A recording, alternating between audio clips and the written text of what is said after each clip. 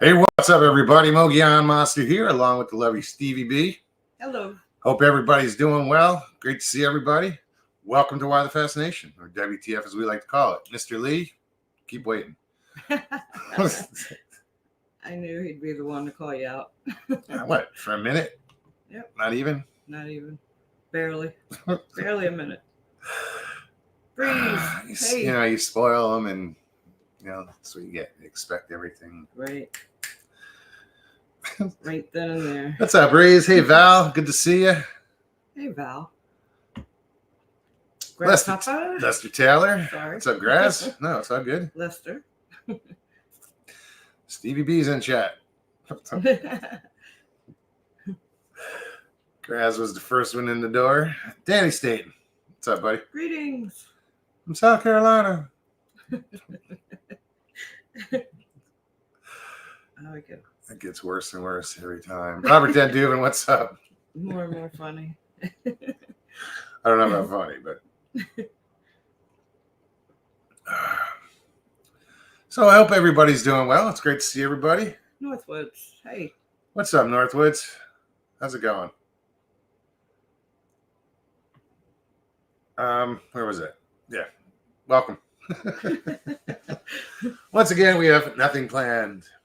Do we We just plan on showing up. That's about it. We're here. We do. It's your turn. Tag. You're it. So, guys, what I will be doing is putting the link in chat, and anybody can click on that link and join in on the fun. You got something you want to talk about? Sorry, Sharon. Sharon guy. How you doing, hon? Stevie, you need to be resting. She's actually getting better, Sharon. I am. I feel She good. told you that too, but you insist on her resting.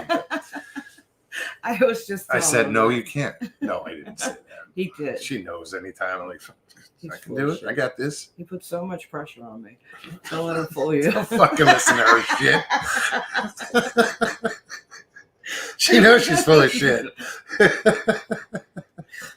Drags me over to the. Ask her, can you get off the couch and come on over? And, you know. Get my ass up. No, she knows she doesn't have to be doing this. What's up, Jim? I look forward to it. Sharon, how are you? It's the only place that I could come where I can sit down, 5 minutes before the show and be pissed off, and then 10 minutes into it, I'm fine. And wait, just because she's pissed off doesn't mean she's pissed off at me. It doesn't mean She just had a bad day. No. There's been many times I've been grumpy as hell, and I sit down and show starts, and you guys get me out of it. No, there's been times where I just like, fuck, I don't want to do this shit tonight. And I say shit, but just the act of going through this, But once I start, I'm good. I chip her up, and I'm like, all right, let's go. Hey, look at everybody's in chat, and I talk it up, and once I click on, I'm good to go. The funny thing is, there's a lot of times that 2 seconds before the countdown's done, we're cracking up. Yeah. Oh, we were just chatting just before about everything. We were just talking, and I forgot to put on. Normally I'll click on live at 20 minutes of, so you guys can get in the chat. She's like, oh, it's like 9 of. I I'm said like, it's 9 minutes till. No, I wasn't even paying attention. I was like, oh shit, they're not gonna go live. LIB, what it do? What's up, Mike? Good to see you. Happy belated birthday. I didn't get to say it to you, but I sent you a message. Happy birthday. Hope it was good. What else is in here? I get to babble and I miss people sneaking in. And I end up having to scroll back. Hey, Blazer. Yeah, I know I was saying something. Sharon said she kept looking for the live to pop up. We were just yapping away. I mean, that was it. We're deep in conversation. Yeah, and it was unusual because it was serious conversation, and it not that that's unusual. It's just that at the time it was like we're not even paying attention to 9 minutes before the show it's like, starts. oh yeah, we got a show to do. Caucasian Sasquatch, what's happening? YouTube jail kind of drafty. Close the window. Right.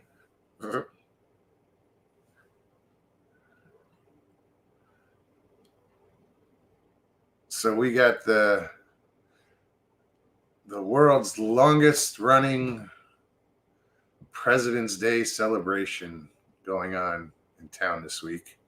In the history of the country. 122 years they've been celebrating consecutively President's Day. Yeah. It's called George Fest. It's a week-long event. They have a carnival there that starts on Thursday night. And I said, we'll go hang out, but I'm not getting on those. I love roller coasters and shit, but it's got to be like Six Flags, Disney, we're riding MGM. We're going to ride. You know, the sketchy redneck shit. It's carnival. You're goofing at. I'm saying, it's held together by coat hangers and duct tape. I said zip ties with some chewing gum. I said zip ties were too high tech. Hold on, we're using bubble gum. I'm not getting on the Ferris wheel, but we'll ride something. He said, "How boring all week." Yeah. Oh yeah. no, it's. But they do different stuff each night. They have shows. Friday night, Tracy Bird's going to be there. Yeah, Tracy Bird's a country singer from 90s country. Great. He very iconic. Yeah. Singer as far as his voice and the songs he's done. But he'll be there. And there's other local artists and stuff that'll be performing, and they have a youth talent show, which sounds cool. They have a President's dog Day run parade. A parade. Then they have like a dog jog where for $15 you can go out and walk your dog in public. A little dog jog, and you get a T-shirt and stuff. They do a lot of stuff for the kids. I think Saturday it's like Bounce World out there at the park, and oh yeah. What do they call it? Bounce House Mania or something. Yeah, something like that. They turned the whole park into a giant bounce house. And there's a building that's like right here. That's the closest building to us is the Chamber of Commerce building, and then in their parking lot, they're going to have this BMX trick bike, trick show. Right in the parking lot. Yeah, so that'd be cool.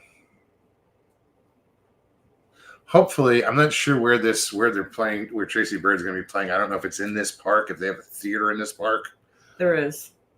She claims there is. There is. They had big bands I out remember there all night. those shows we heard last summer. Yes, so it's right there. They had the big band out there last night doing Star Spangled Banner and all the patriotic songs for President's Day. It was pretty cool. I mean, listening to the flutes coming across talent the lake shows was with bad talent cool. are sometimes better. Dude, I give anybody credit who gets up there on stage and performs. Hell yeah. I know what it's like the first time I got up to sing, where I had to be half drunk and still my knees knocked and my voice cracked and I was scared shitless. But I did it and immediately knew that I would do it again. Like, I was like, holy shit, and I was hooked. Christy, me too. I want to see Tracy Bird. And I said that the other day, and he's like, he's going to be in our backyard. Yeah. So, yeah, if it's at that stadium, right in the park, we'll hear it. We can hear it from here. We don't have to go fight the mob. But no, I will. I'm thinking about going live Thursday night on the phone and walking the carnival. Right. Don't expect to get on any rides, guys, because They will. I'm telling you, I don't. I'm not getting on the Ferris wheel. That's the only thing I do. Leslie says, you can sing for us, Mugs. Let me start. If you could read my mind, love.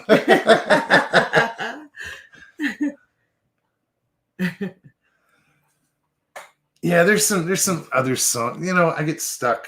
If I go to karaoke, I go and sing the shit I know. Well, yeah. But I get away. I don't look for new stuff to sing. And lately, I've just been listening to. But I don't go out and sing it. No, I mean now.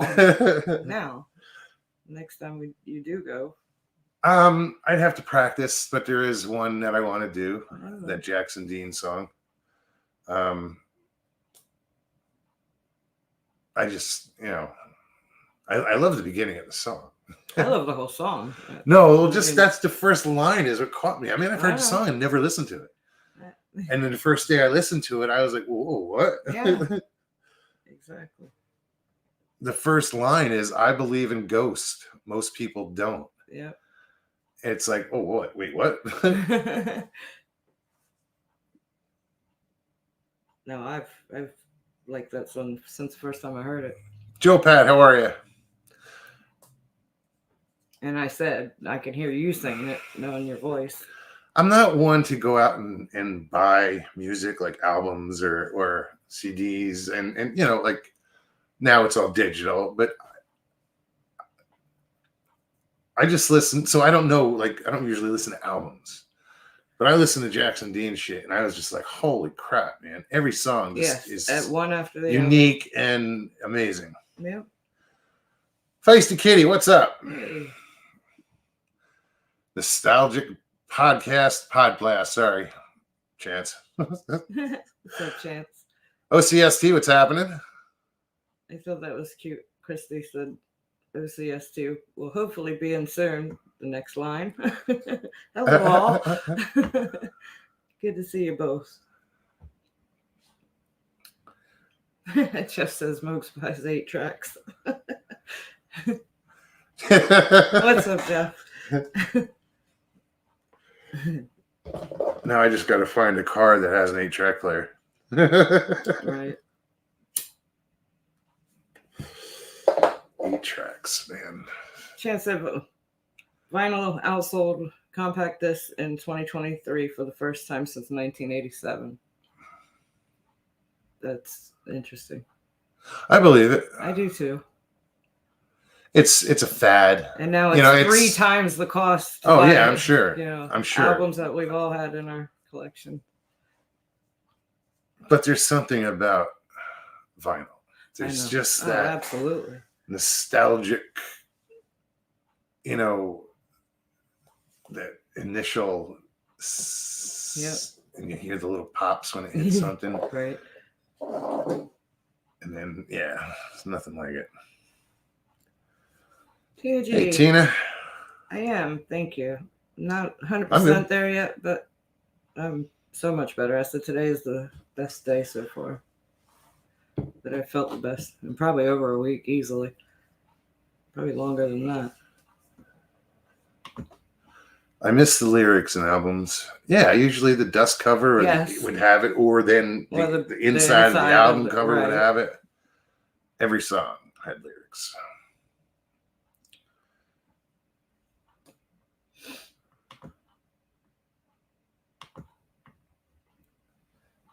Yeah, I don't even. I guess they must be selling record players then if they're selling albums everywhere. Yeah, it's crazy. It's crazy how you go back like that. Now the ones that they have Bluetooth and but you can still get older. It's just the older they are, the more expensive people collect. Sure, a lot now. No, and a good stereo system back in the day. I mean, when they, you could get a good turntable and whatnot, they were expensive, but they were good back then.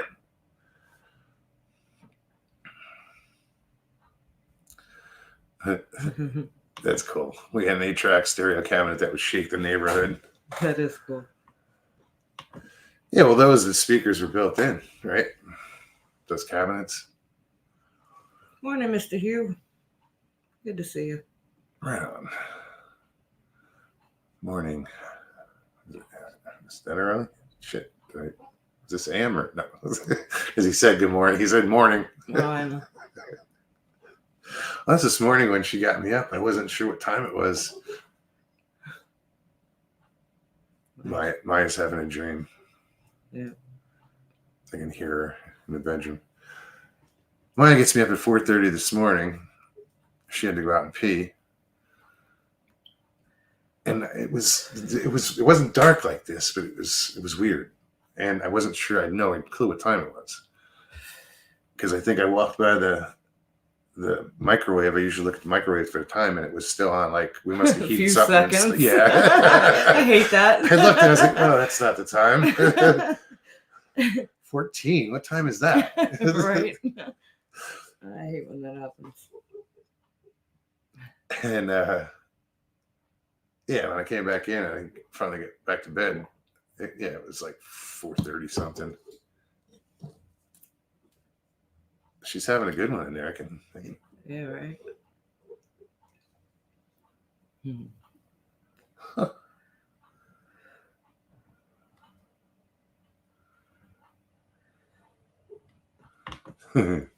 I could play the sound of lightning on my stereo and have the neighbors coming out looking for the storm. That's funny.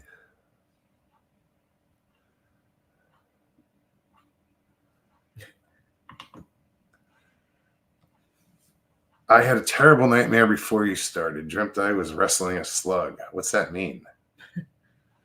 I don't know. There's a few jokes there. I just can't figure them out. That's a big ass slug, though. Or you're just really small.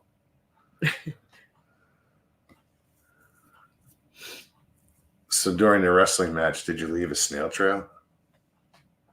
I don't know. What the fuck? You're wrestling a slug. Susie, what's up? Good to see you. Hey, Susie. Good to see you. See, even she said, how big was the slug?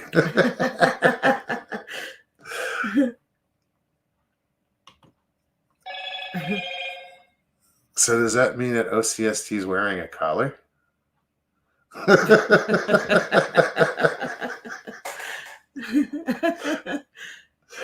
Or are you wearing the collar?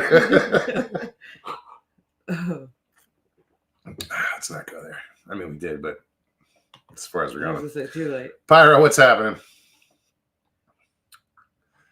So yeah, guys, I'm sitting here babbling. Here's the link. Anybody wants to use it, and come on, say hi. Links in chat. Change the subject. Just change the subject.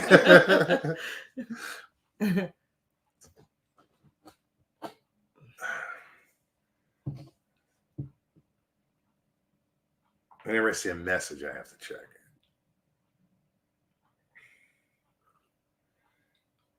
it. That's my problem. I hardly check my messages. No, because I don't get a lot of messages, so it's either work related or that was, kid from work, but Andrew stood on a dock for 15 minutes talking about fish tanks.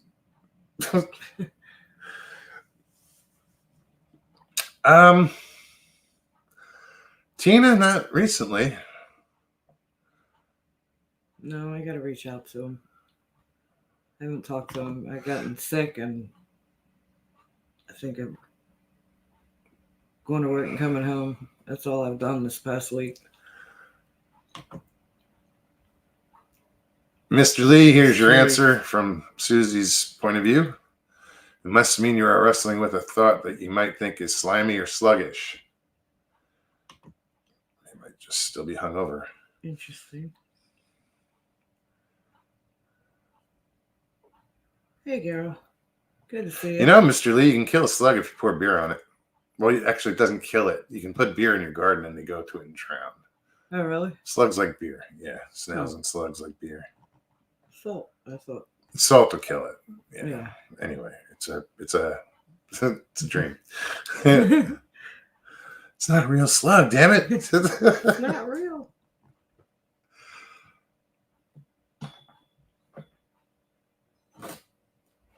Yeah, we know. No, we would. Normally we see him. I hadn't thought to reach out to him yet. Was he here? When was the last time he was here? Last week? No, it's been a week before, I think. Oh, really? Yeah. Oh, shit.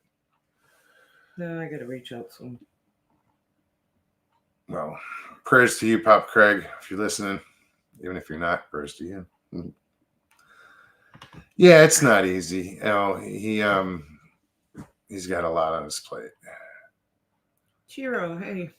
Hey, Jackie. Good to see you. I mean, Jane.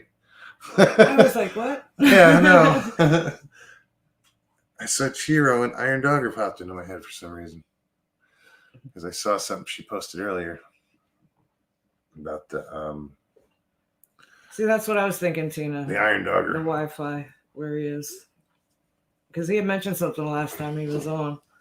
That he might not have Wi-Fi. Oh, yeah. Yeah, it sucks. Good, Insaldo. Good to see you. Trackway, how you doing? What's up, Trackway? Bristol, how's it going? Full moon is in a couple days, so hopefully that bite will pick up with those crappie. Because, dude, it was awesome for the past 2 weeks. This past week kind of slowed down. Well, we got a lot of rain this past weekend. We got hammered with rain all weekend. Saturday and Sunday both. Well, Bristol got hit too. That's true. I keep forgetting. He knows how much rain we got. I keep forgetting. Jay Fritz, what are you doing? Mopar Bill. Great to see you, Bill. How you doing? Good to see you. Yeah, they had a bass tournament this past Sunday out here. And these idiots just like tore the fuck out of these. I went out back. I'm lily sitting here pads on the couch and I'm watching boats come in. I knew that the weigh-in was at 2. I didn't know it was going to be down at this end. They took off from the opposite end of the park. Well, they were all coming in one by one, and this one boat came right up to the window. And I'm like, what the fuck? So, I wish that window opened. I would have been open like, can I take your order? I go out I open up the back door and I step down on the step, and they got so close to the wall that I couldn't even see their motor. So I stepped out and I'm like, come on, guys. Like, what the fuck? We have our little spot out here that we clear and, keep the trash out of there and keep all the weeds, one little path. We've got our own little paths, and these guys just come. But I get it. Yeah. I get it. It's not ours. It's not. And I get it. But it's like, come on, you got this whole lake. And you got to see your ass in front of my door. Right in front of my door, And the funny thing is, they were out there for 30 some minutes and didn't catch shit. Not a bite. Not a single bite. Yeah, the bite slowed this past week. Oh, it poured. It poured this weekend. Saturday and Sunday. Hey, Jay, what's up, buddy? Yeah, but right after I went out, the guy slowly trolled away. Jeff, how's it going? It hit 49 and melted all the snow here. Tropical heat wave. Wow. Woohoo. I left the house this morning. Excuse me, it was 39 degrees. I think tonight's low is supposed to be like 38. That's just horrible. I froze this morning. I was actually cold. I was out there at 4:30 this morning with the dog and bare feet. You were able to go right back inside, weren't you? As soon as the dog was done. See? I was out there all morning.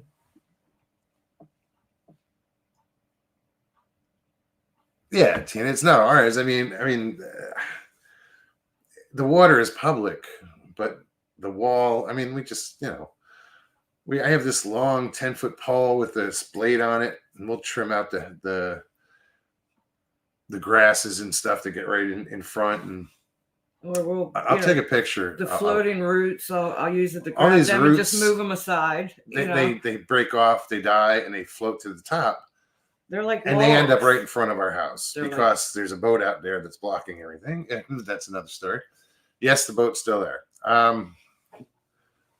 The roots are like logs. Yeah, So they're the size, like this big, easy, yeah, easily. round, but they're 6 feet long, or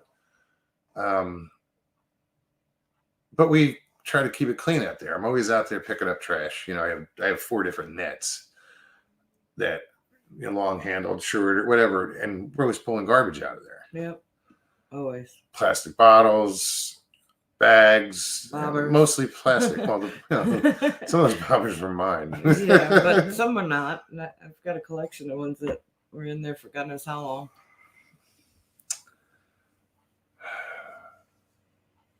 But no, it just seemed, invasive, I guess would be the word. They were just right there. It's like, come on, you got this whole lake. You're not catching anything. Finding the trackway, the man, the myth, the anti-Pat, Mr. J. Fritz. Applause. The anti-Pat. I'm not sure which way that goes. I think he's referencing the show that Jay was on with Pat. Was that Jeff's show? Oh yeah.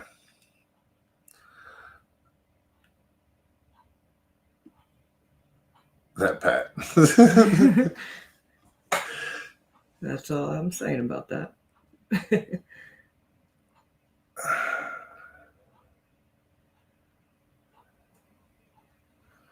That would be me, Mogs, trying to keep it clean.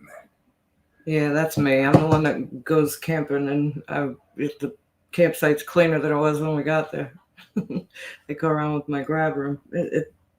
Working in parks, I can't pass trash and not, especially it's in our backyard. It was cold here this weekend. Too cold to go out and go searching. Cold's probably a good time to go out and go searching. Then again, I don't know.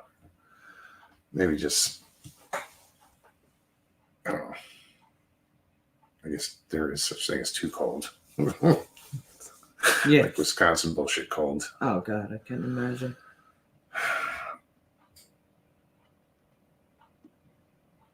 Mr. Hughes, say, anybody buy the golden boots?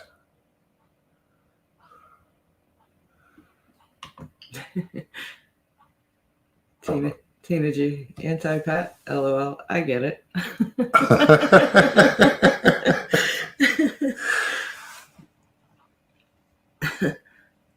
SUI, streaming under the influence. What did I miss, Graz? Yeah.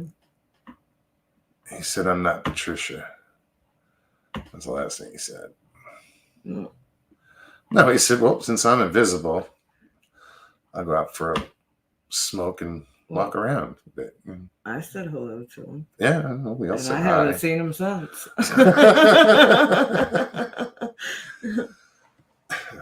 Enjoy that smoke.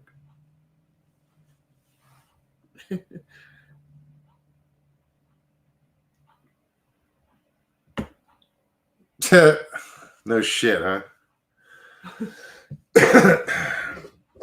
That's his MO. But anyway.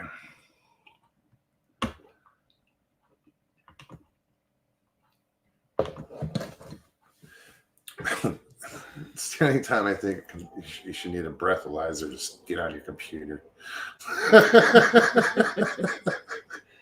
Is when he wants to get on the computer. He's got to blow in that just to get on YouTube. Have access. Access denied. You'd never be on again.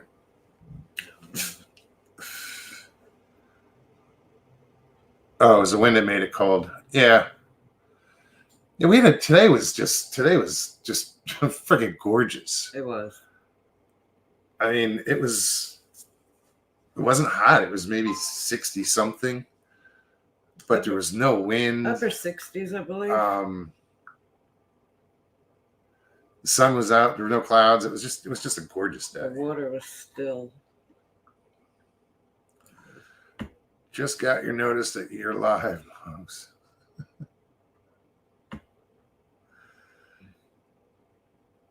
I was late putting it up. I usually I went 20 minutes before. I was about 9 minutes before this time. Oops. It's all right. And now we are in fire danger. That's crazy. How is there fire danger anywhere?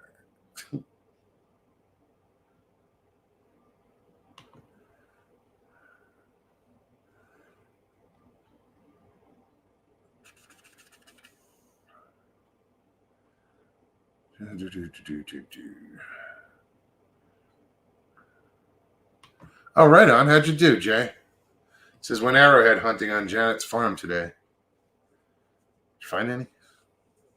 I was gonna say you can't say that and not. He announced it, but he needs to put in there if he found anything. Oh, that's to come. It's either going to be yes or no.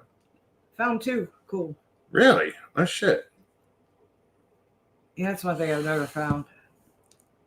I've never found an arrowhead. Heading to AZ next week for a couple days. Looking forward to the sun. You heading down to Phoenix?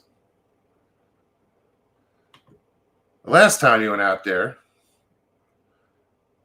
I was out there and we were supposed to hook up, but you just came in, did your shit, and left. Nah, I don't blame you, dude.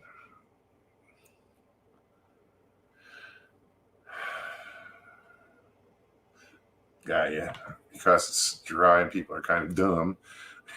You know, it's nice and let's burn, and the wind picks up, and yeah, before you know it, some ember gets carried off, and Hey, Helen. Good to see you. oh, right on. Looking at some property in Show Low. That's up there. That's up in the White Mountains, but it's nice up there.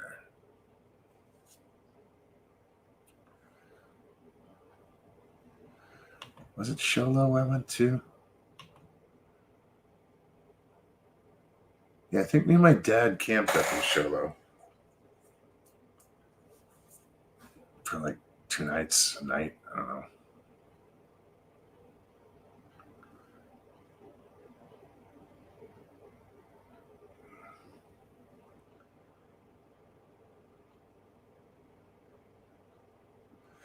Helton, what's happening?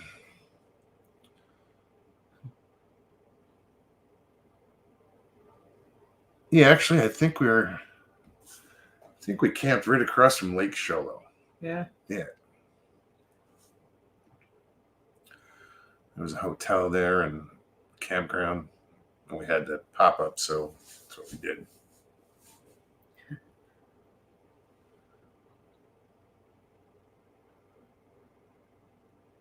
Trackway says super mild February here. I'm guessing Groundhog Day they shot the booger. Well, he didn't see his shadow, right? So it was supposed to be a shorter winter or early spring or whatever. Early spring. Whichever way. Same difference. Never changes. It's the same length. Figgy. Hey, Figgy. What's up, Figgy?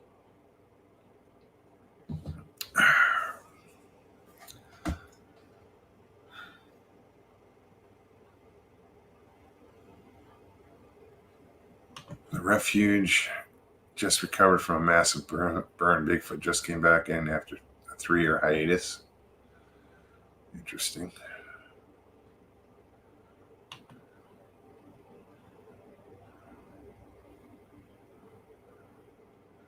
I'm gonna go back and figure out. I'm reading what Jay wrote. Jay Fritz just caught Jeff's show. I'm glad you wasn't in some room, as you know. In the same who. In the same room as In the same room as who, as you know who. LOL. Well, Then he says, Lester, you're correct. one of us wouldn't have come out with all our teeth. I doubt either of you went in with all your teeth. It's not being cruel. I mean, no, I've had teeth pulled. But yeah, you wouldn't leave with all the teeth that you walked in with.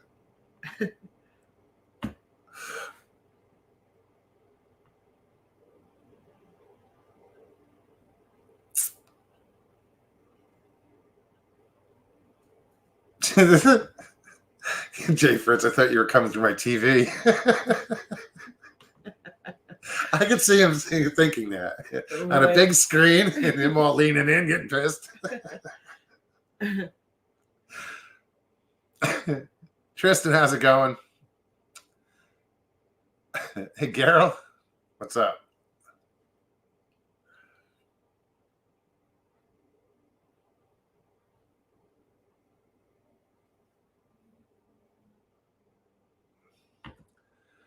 My show last week following the melee was an hour-long after show with me. Calls Jay. Pat, I could have charged the hand. He later on wrote 100 ahead. Okay. Not steel cage match. Not a handy. LOL. 100 ahead.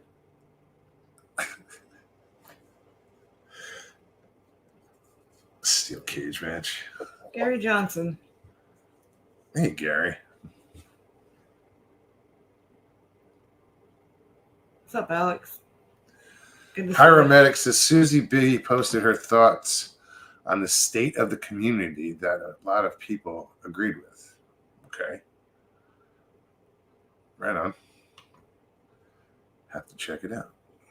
The state of the community. Whatever. It's a peculiar state. Right. No, it's... I'm not even going to start. No, I wouldn't. Anyway. Does it work against me that I don't have my wisdom teeth? Kaiju Ninja. Hey, Tristan. Good to see you. I'm trying to think. Gary Johnson. One day we're going to get Gary on so he can start from the beginning and tell us the story. I don't know. I've been listening to the story for how long and still don't know. I know, but that's why I want him to come on and start from the beginning. I know it's been there. Just give him 10 minutes every Thursday. Come on and tell us. Yeah, exactly. You don't even have to come on camera. Just pop on. Hey, Kelly, how are you? Hey, Kelly. So, yeah, guys, if anybody wants to come on, big if. The link's in chat. Just click on the link, follow the directions. If you don't want to be on camera, you can, bottom of the screen, you can hit stop camera. Also, I just asked is that you turn off YouTube and just come on StreamYard. So you get a nasty echo. Jay wrote, I'll have to admit this old man blew a fuse, and I do apologize to everyone, but I don't back down on something I know I'm right about. He damn sure doesn't, let me tell you. Well, I'm a put it this way. If you know you're right, why would anybody back down? You know what I mean? If I know I'm right about something, I'm right, I'm not going to back down. Without a shadow of a doubt. I wouldn't for someone to make asinine comments just to get a reaction, is ridiculous. And that's all that guy does. He goes 1-8. He does whatever your opinion is, he has to take the other side, no matter what it is.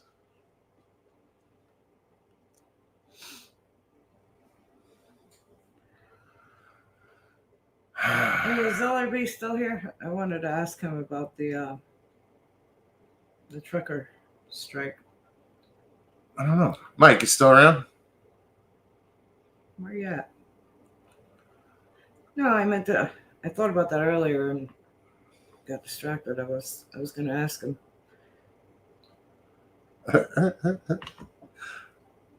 Trackway says, I will never get between Jay and his Sonic. I want to live. Right?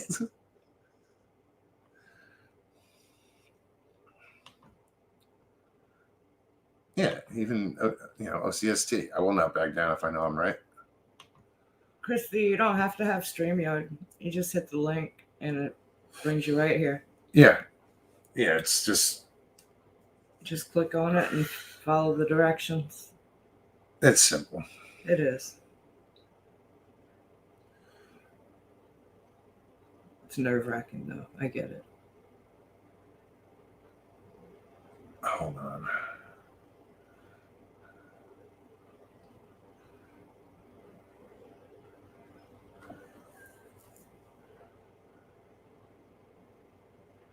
Looking at the cyclic drama in the Bigfoot community is similar to a small town that goes through weed supply dry periods. I don't see the correlation.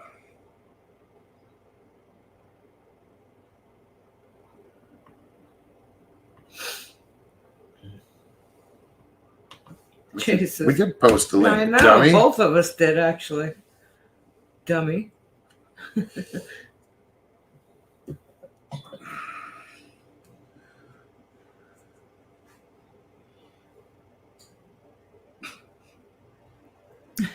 He says, "I'm sorry, but I can't stop laughing." What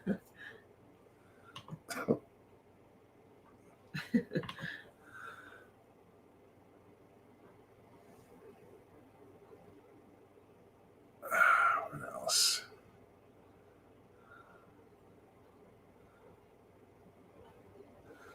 Do.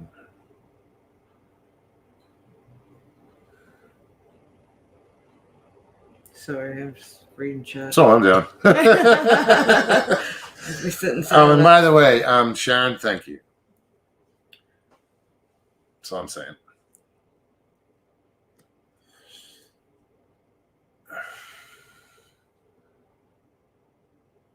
She says, Val, I will have a ball tomorrow morning after she leaves for school with these cats. Get a laser pointer.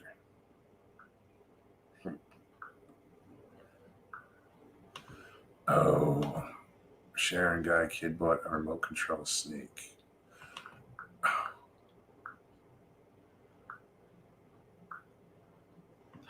You can mess with cats in such weird ways. Like if they're sleeping on the floor, wherever they're sleeping, while they're sleeping, put a couple cucumbers around them. They'll wake up and freak the fuck out. Really? Yeah. Yeah, it's just they don't know what the hell they are at first, and they think they're like whatever, and usually jump out of their skin.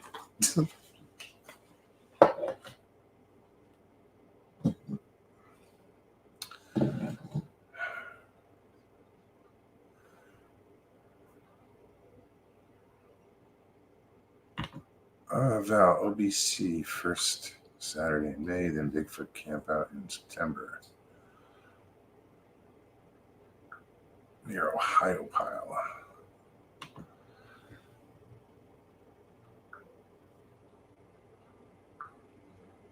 So Lester says, I think I'll send Pat 3 bottles and go live just to see what happens. Just kidding.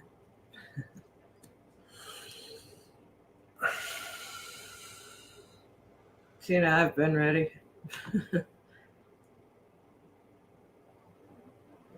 Yeah, you got hey, Alex, what's up, buddy? You got 4 days coming up? Yes. That's awesome. Absolutely. But keep in mind, you're about to, this week you'll finish up 2 days of over, 6 overtime. days, work 6 days. 16 hours overtime. Right on. With 1 day Ohio off. Bigfoot Conference, got ya.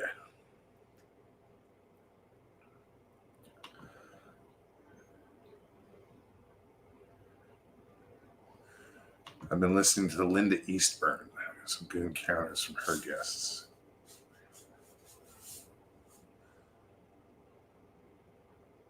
Kaiju, I you know what? I don't know. We're not planning really anything. With work, it's hard. Yeah, I run the where I work. I work at a marina, and I'm the only one that works there for my company. So I'm on call. Just like weekends are non-existent. I'll be working. If he did, he'd have to really plan it. It's very difficult. So nothing's planned at the I moment. want to be with the company at least a year before I even think about going. Hey, is there vacation with this job? And I'll get sure, but it's not paid, which is fine. And are y'all going out of town? I want to head up. What are we in? We're in End of February. End of February almost. I don't know. I want to go up north for a little while. I don't know how far north, but I think if you did, now's the time. yeah, I don't know. We haven't planned anything, obviously. Because March is supposed to be It's the open season for. It's the beginning of the boating season Yeah. down here, supposedly. So it's going to get really busy. Spring break and weather's perfect.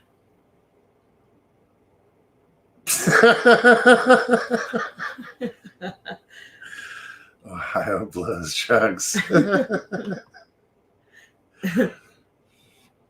He said this is from a Michigander. Yeah. Patrick Vaughn. How you doing, hon? Michigander. Dude.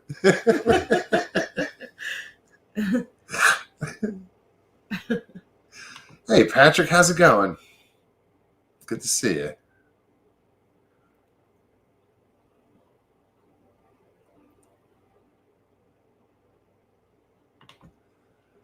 Yepper. We was caught in one hell of a storm in a campground up above the rapids. We was in a tent. Wind went insane. That's got to be scary. A little bit. I mean, really, what's the worst? Tree drops on you. That's about the worst. Other than that, you're just getting wet. He goes on to say, I jumped on then girlfriend, now wife, and dug through the floor of the tent to keep us from blowing away. Shredded the tent. So how many kids you got now? Just kidding. Sorry. I jumped on a foot. Yeah, damn.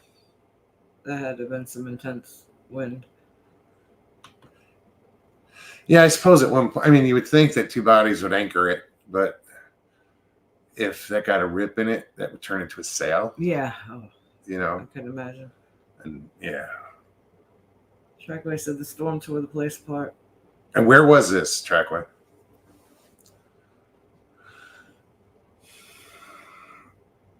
He said LOL, two kids.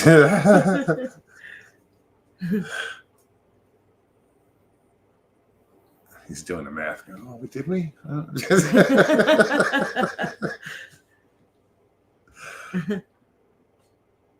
Yes, they are, Robert. Not just camping. I watched a few months ago a young lady that was out picking up trash in the park, and it was a very windy day, and she came tearing into the office, looked scared to death, said that she was just reaching down to grab a water bottle off the ground, and tree blew over and just within arm's reach of her, came right beside her, barely missed her. She said, nope, I'm done. She looked terrified. And it was a big tree. I walked out there later on. It was pretty good size. Just barely missed her. Are fireworks banned in your town? I don't know who that's. Who is that? I'm just trying to see if there's any firework mention up here. It's funny though. I just said earlier. Said to Stevie earlier. I said, you know what? I think this year we're gonna get some fireworks. Right. Because we're right on the lake. I mean, we have this perfect spot to shoot them off. There'll be fireworks, Right off and I the will wall. film. There'll be fireworks Friday out night. here on Friday night. Is it Friday night? Saturday night. Saturday night. Saturday night. It's grand. Yes. Yeah, 9 The o'clock. grand They're finale. doing fireworks out here. All part of this George Fest President's Day celebration. It's pretty. And I was trying to look up the history of it, like why all of a sudden did they start it? Right. I mean, they started this festival almost 100 years after George Washington was president. You know, it's pretty interesting. Yeah, Sharon, she was freaked out. I saw her when she came tearing into the office. You could tell there was no faking that. Robert says, did she have to go change her underwear? You know, I wouldn't doubt it. She looked terrified. I honestly, when she came running into the office, I thought maybe somebody was after her. That was the reaction. She just was so freaked out. And she said she heard it, felt the breeze that was within arm's reach. It just came to the right side of her and boom. And it broke. It was so big, it broke into 3 pieces. And the part that broke off was probably about 4 or 5 feet in the air. It broke from the top, so not at the root ball. I just randomly asked about fireworks since the wind and fireworks do not mix. Yeah, they do them here on a barge. They take them out into the lake and shoot them off. They're supposed to have a. I got to look at the schedule for this whole festival, but they're supposed to have a pontoon boat parade. Yes, I recall reading that. I don't know what day that's on. What's up, Jeff? Hey. How you been, man? You hear me okay? Absolutely. It's been a little while. I thought I'd pop on and say hello. Oh, hello. Hello. Been a lot. I mean, I only do a show about every month and a half, and it seems to get talked about for weeks afterwards because of the melee and bullshit that happens. But Right. you know, yeah, I caught that one. I don't plan on that. It just happens, I guess. I haven't seen it. I've been so under the weather past week. Oh, you haven't seen it, have I you? haven't. No. Oh, I think Not I only yet. watched like the last 30 minutes of Not it. yet. I thought it was a good, a base for a discussion, right? I mean, and Cole's coming on brought an interesting perspective to it, and I appreciated the perspective Pat was bringing to it. Jay came on, shared some of his experience and thoughts. It's just as it got on, in my mind, the proper application of the scientific method is that in this case, when you're talking about an unproven cryptid, you can't be positive about hardly anything, right? And you can't say impossible to almost anything. I mean, you can say it's highly unlikely, but you don't have the data to show much is impossible when it comes to that. So when the language started getting used, it's impossible for Bigfoot to be in the LBL. Look, my opinion was that they might be there at times, but for them to be there year round or all the time or on demand, that would be unlikely or even highly unlikely. But to say it's impossible to Jay, who has had experiences in those areas. Had his experience in that area. Yeah. In the LBL. 25 miles from there is where he had his encounter, and he spent tons of time there. And then, when asked, why would you say that's impossible? I think what Cole's problem was, and later on my issue, is that we're using math, or he's using math that doesn't work. Okay. And I'll give you an example of that. In the Black Hills of South Dakota, where Mount Rushmore is, they get 3.9 million visitors a year. About 92% of them go to Mount Rushmore and buy a t-shirt and take some pictures and hit the interstate. The hundreds of square miles that make up Custer State Park and the wilderness of the Black Hills don't even get walked in by the overwhelming majority of the people who visit the Black Hills. Okay. So to use this, there's this many people per square mile doesn't work in that scenario. No, it doesn't work in a lot of It's flawed scenarios. in that application.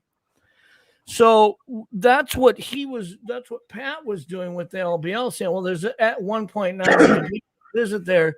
There's only so many square miles. That's 39 people per square mile.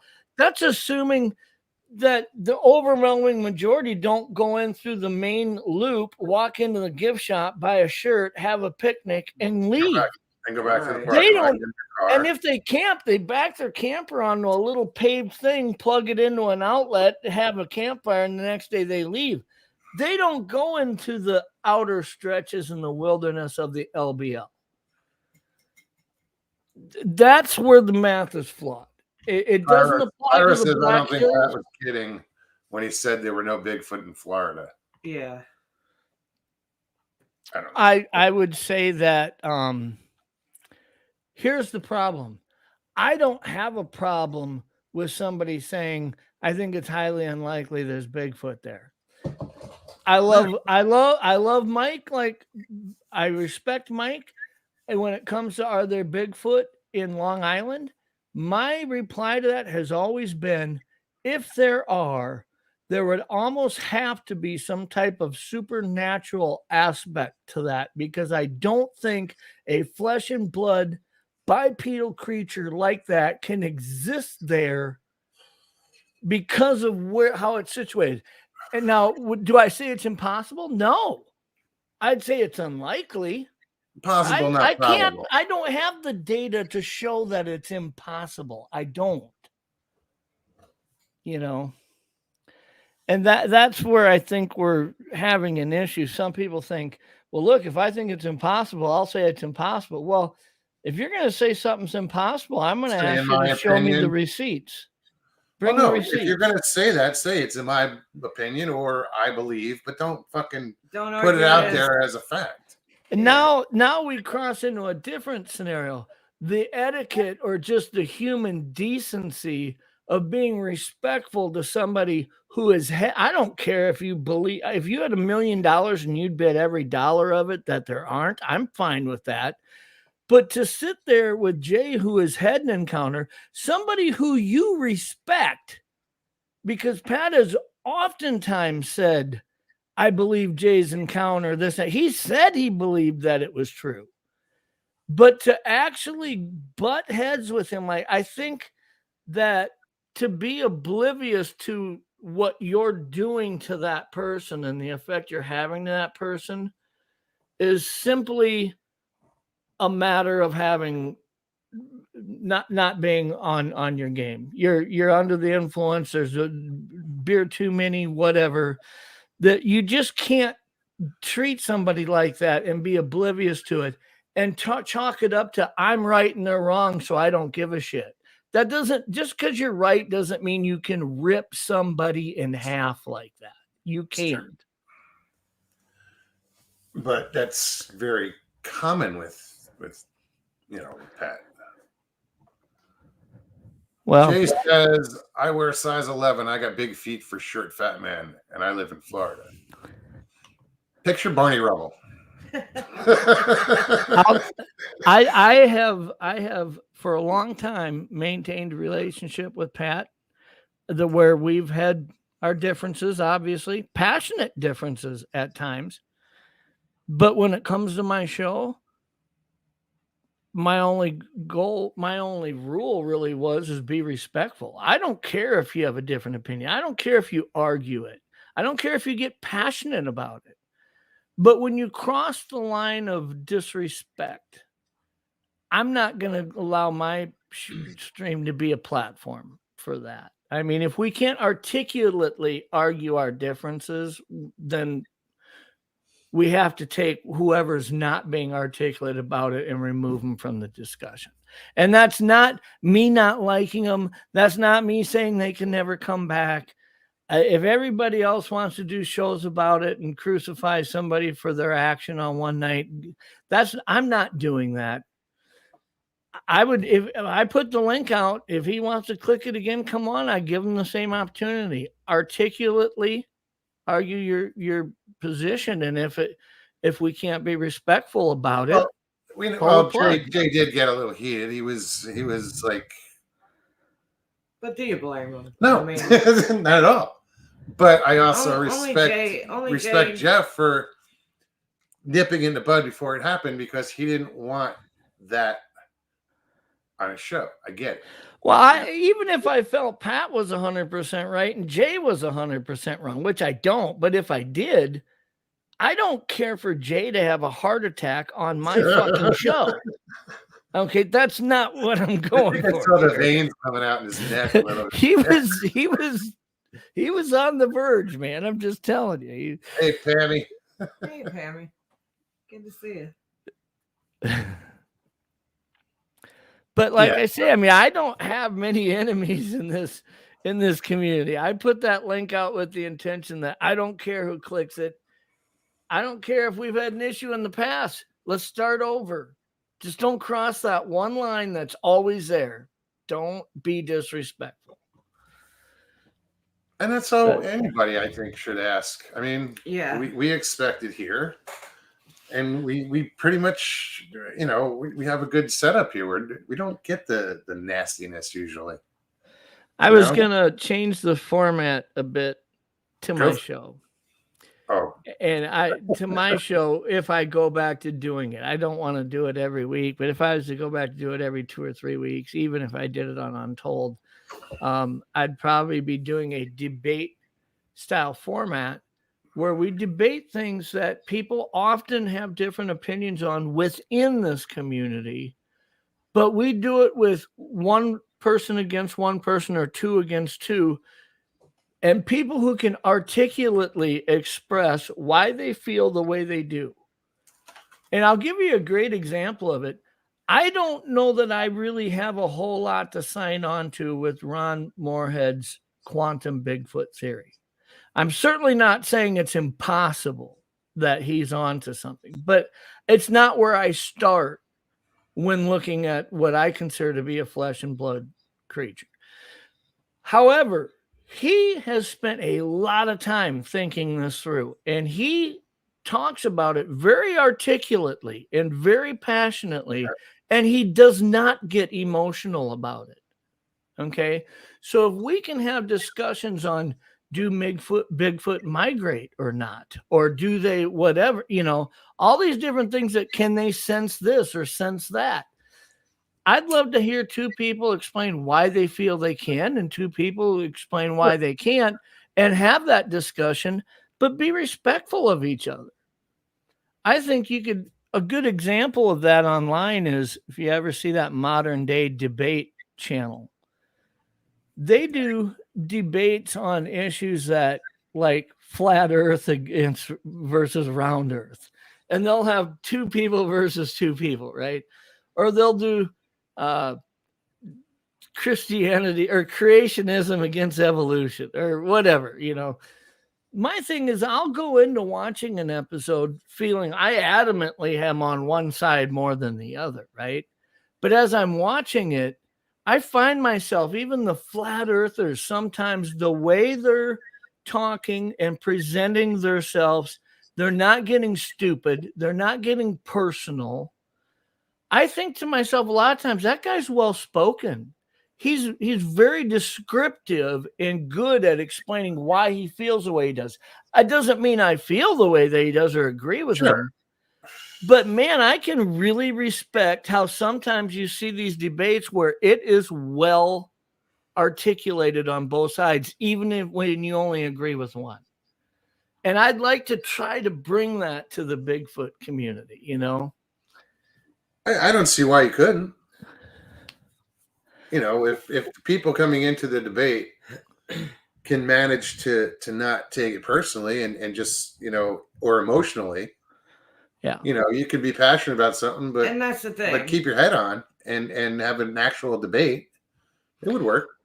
leaving the emotion out, the criticism, just any negative aspect of it, and have a sensible conversation. I mean, that would be cool. I would watch that for sure. Well, there's no resilient proof that one side is right over the other in most cases. For instance, if we were going to talk about, do Bigfoot actually construct beds and sleep on like mat stuff, or do they just roam and lay down and roam and lay down, right? And you bring Shane Corson and maybe somebody else from the Olympic Project who has, in their opinion, discovered these beds, and you bring somebody to argue the opposite side. I think that it would be an interesting discussion to hear. If we don't need to get personal about it. I don't care what your opinion of Shane is. I don't care if you think that somebody should have investigated this or that. We're talking about the concept of, would they likely do this or do that? You know, you can even have it. You can even have it be flesh and blood versus beyond flesh and blood. That's the debate. Right. That would be very passionate, that debate. But having two people who believe there's more than just a flesh and blood aspect here, that there is a spiritual or supernatural aspect to their existence, versus the other two people who say, how is this any different than the other 150,000 species we've discovered since man has been on Earth that have all involved only a flesh and blood aspect to it? Why would we think this would be any different? I think that's a great discussion.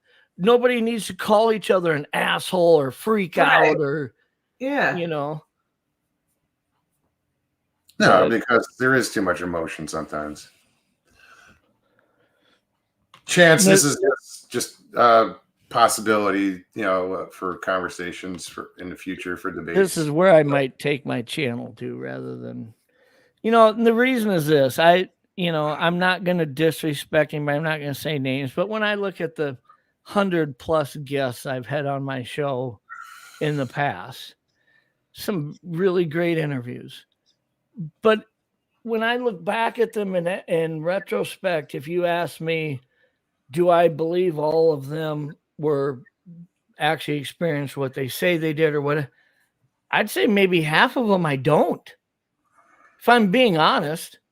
Now that's just, I'm not saying that they didn't. What I'm saying is I don't know. I really, for whatever reason, I may not be convinced. I'll give you an example. I had a guest on one time that told me that they had this whole experience, and I was fascinated by it. And I thought, this really happened.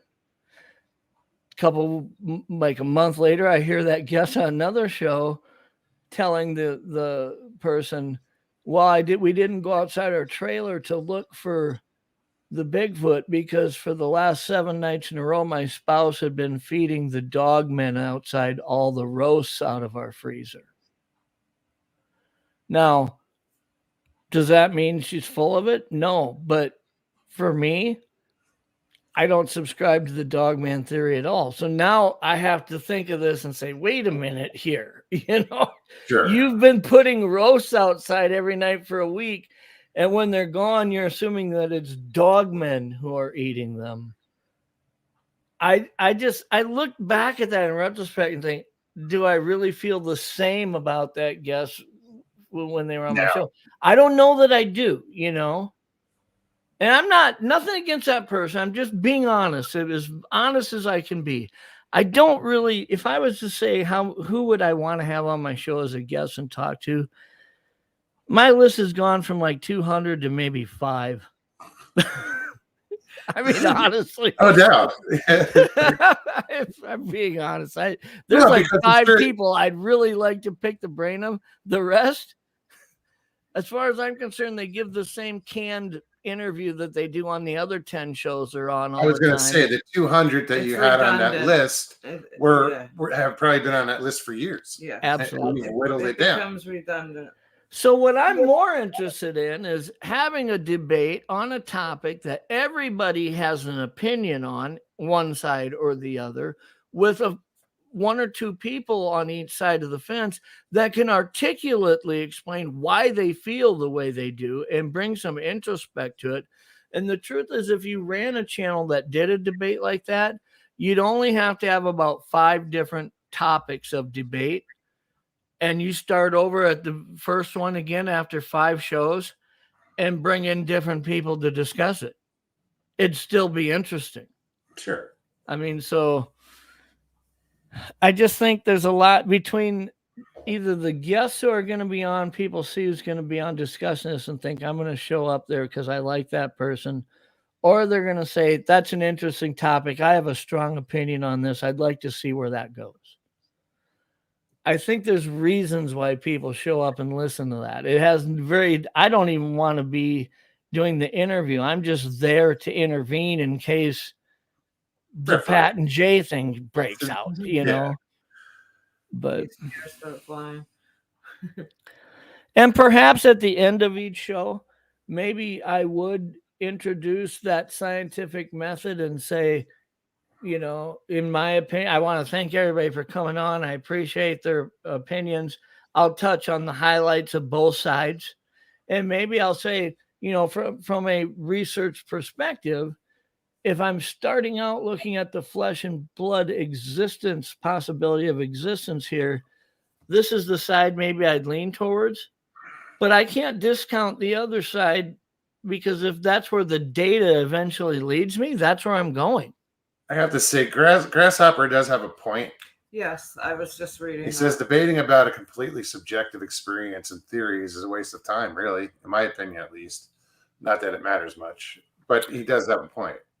I understand that debating for the intention of thinking that you're going to solve or resolve a defined answer at the end of it, that's not the purpose for a debate like this. The purpose for the debate like this is to simply show me this is what the pandemic is in this community. People making a statement of opinion or hypothesis, or even sometimes being bold and trying to present it as a fact when it's not, without articulately explaining why. If somebody says, well, they do this, or they can sense this, and I say, tell me why you feel that way. Because, and the discussion's over. Yes. Nobody goes in and articulately explains, why do you feel that way? What data have you seen that makes you lean that direction? Tell me about your experience. Tell me why you feel that way. Is there an analogy that you can show me? Like, for instance, this is why I think they would do this, because when we look at other species, this is how they tend to react. Give me something to chew on, right? Sure. We're not going to come up with a defined right answer like as Grasshopper shows. We aren't going to do that. But we're going to open up some minds to why people feel this way or that way, rather than the rhetoric of saying something and then running away from it and never explaining, because that's what happens almost every time in this community. How much prep time? I mean, for a show like that, you gotta, people have to prep for a week or two, right? I would think that if you knew who you were gonna, if you said, hey, I'm gonna have this person and this person, for instance, let's just say that we are going to discuss the flesh and blood versus the beyond flesh and blood. To me, I would like to the beyond flesh and blood aspect. I'd love to have Ron Moorhead be one of the two. Explain to me why you're going to start there. Okay. I don't care about the Sierra sounds. I don't care about this. That's not what we're talking about tonight. We're talking about looking at the possibility of this species existing, and if they do, why you believe it would involve beyond flesh and blood. Start from the beginning. And I think he'd be great at articulating that beyond flesh and blood aspect of that. Are we going to come up with an answer at the end? Hell no. But you can't say that that discussion wouldn't be worth having, because somebody who thinks they are beyond flesh and blood might hear somebody arguing the flesh and blood aspect of this and say, you know what, I've never considered that before. Yeah. Or vice versa. Somebody hearing Ron present something and say, you know what, I've never really considered that before. If we're going to grow in how we approach this subject, we can't do it by just subscribing to the same shit tomorrow that we do today. We can't. No, it's because we're just going in circles, you know. Nobody's getting anywhere.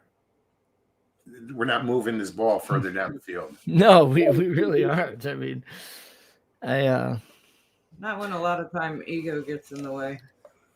You know, you get occasional, they're right, this is how it is, you know. Well, and I'm really surprised that just an overall lack of communication that involves that exists in this community between different people and groups of people, because they haven't just discussed it. And a good example would be, I see people today having discussions and getting along that fucking hated each other a year ago. They wouldn't talk to each other, and vice versa. I see people who were welded at the hip a year ago, and right now they won't look at each other's direction. That's always happening, right? Absolutely. Yes. And a lot of it is communication. It blows me away when I hear somebody come on a show saying, this person's an idiot. They were out here with us. This is what they did. This was wrong. I don't like them. You shouldn't either. Everybody ditch this person. Don't go to their show. And then I talk to that person and 3 other people, and I say, what's going on here? And they tell me a side of the story that they bring some receipts that was never presented by the first. I mean, it's like, this is just happening too much. The energy we spend to tear each other apart and poison each other in this community, if we put it towards trying to prove that something existed, we'd be done down. A long time ago. We'd be done. It's a true story. Well, I agree, Jeff. I think a lot of it is people need to be open and listen to what someone's actually saying. This interpretation gets switched and changed, and then the idea becomes fact, and somewhere down the line the subject gets twisted. And I think people need to not just communicate but hear the other person. Yeah, Bristol's right. Look at the 4 horsemen. They started as colleagues, and most ended up detesting each other. Yeah. If you listen to Thomas Steenberg talk about that, he had to wade through that very carefully, and how he maintained relationships with all of them, in understanding that if one of them said, what did so-and-so say? He'd just tell them straight out, my conversations are with you, between me and you. I'm not here to tell you what somebody else said about this. Yeah. Yes. And he was very adamant about maintaining that I will not be used in your little chess match here. It's not going to happen. But how many of the 4 horsemen saw Bigfoot? Don't know. That'd be an interesting conversation to have with Thomas on a show, maybe. Because Thomas would know the answer to that, I'm pretty sure. Grasshopper says, the Bigfoot I saw was not paranormal for 3 sightings. All I have now is my own subjective experience, and if someone wants to add crap to the soup, that's fine. Well, Grass, I believe I stand where you stand. My experience, there was nothing paranormal about it. There are some things in retrospect that I look at and are hard for me to explain, but I have found data and experiences in life where I look at those and say, you know what, I can explain them better now. For instance, in my in my encounter, I knew it was to the left of me, between 30, 50 yards away. There was deadfall all over the floor. It was really thick cedar scrubs and tall pines and poplar and birch. You couldn't see far into this. There was no wind. The air was damp. I could hear you snap your fingers from 100 yards away. Anything that would break a twig moving, I would hear it. And I was positive that there was a black bear that had made this sound, and I was going to see it move if I just watched this certain area. And after minutes of nothing, I turn around and hear this thing standing on the path 90 degrees away in front of me uphill. And I wrestled with that for decades. How did it get from point A to point B with making no sound at all? That made no sense to me. Like, a lot of people would just jump to there has to be a supernatural explanation to that. I didn't. I looked back at when I was in the military. When I was at Fort Benning, I ran a night fire range, and I would have the 1st of the 75th and 2nd of the 75th Ranger battalions there like every 3rd or 4th night on my range. And I got to know a lot of those guys. And I'd see a Ranger who had been in that unit for a year and how they move from A to B.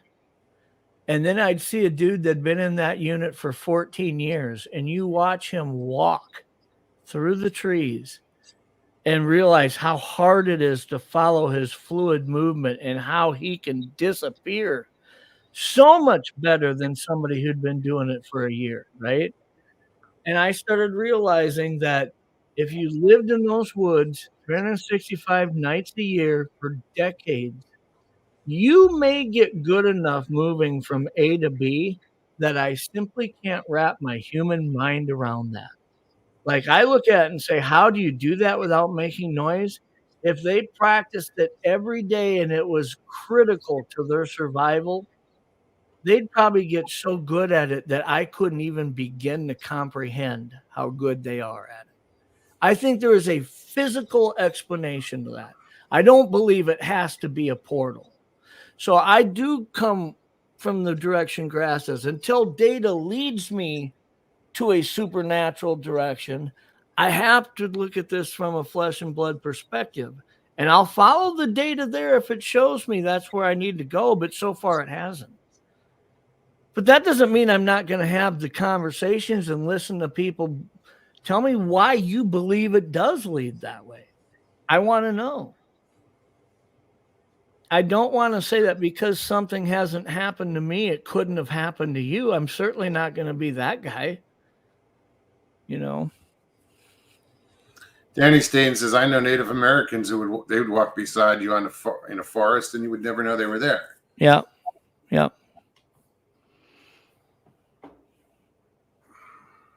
Yeah, it's crazy. It's I've seen it. You see it in both directions. I've sat in a tree stand before, and I've listened to a 1.2 pound squirrel walk through dry leaves 100 yards away, and it sounded like A moose. 5 Bengal tigers having a death match, right?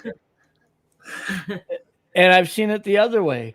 I've looked down below me, and there's a giant white-tailed buck that walked right through a cornfield with no wind, and I didn't hear one little creak. And I'm like, how the hell did it get right there? Makes no sense to me.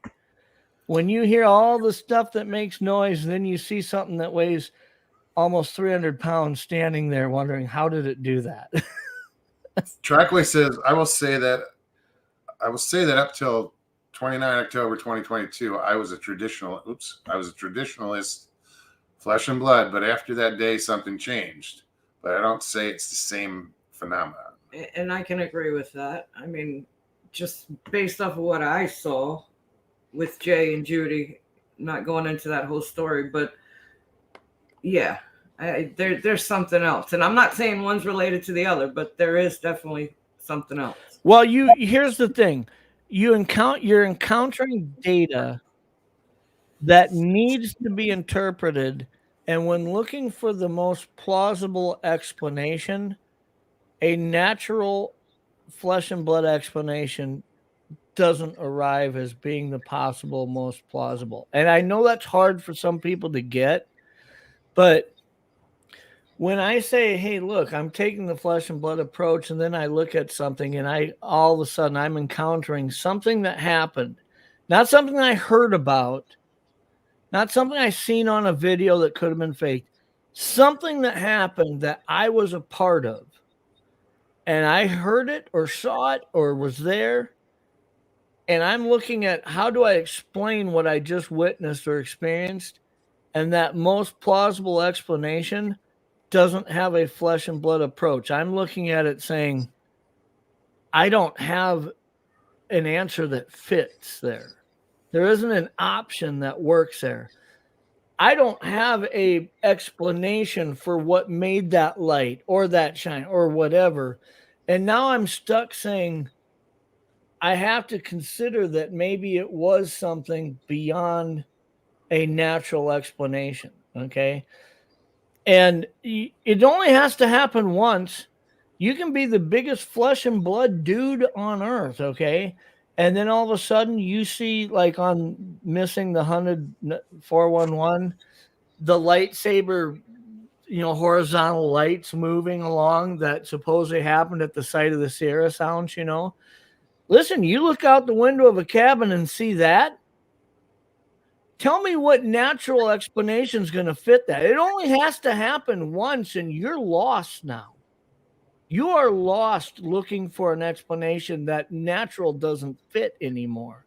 So I'm not there yet. But for somebody who has had an experience like that, like Steve, you're something where you're looking at this thing, I can't find the natural explanation.